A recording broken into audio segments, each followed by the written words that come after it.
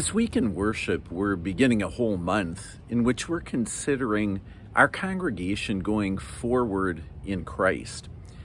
This week, we're talking about going forward with our sanctuary. Let me start by a question. Do you like giving money toward buildings? Some people do, a lot of people. Some people don't.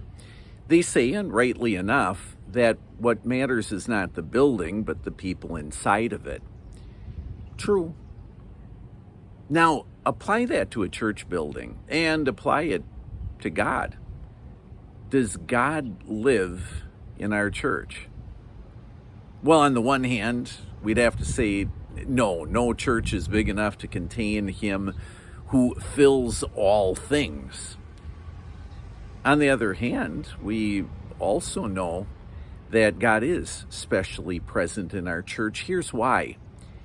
We know God, the Holy Spirit, is specially present and does his work where the scriptures are proclaimed and where the sacraments are used.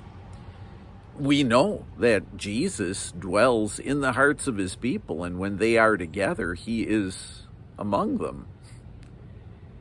So I guess it's true.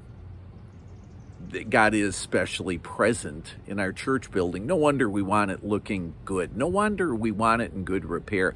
No wonder we want a sound system where we can hear his word. One of the readings in church this week, the gospel lesson will tell us, it'll have Jesus saying, God is spirit, and his worshipers must worship him in spirit and in truth.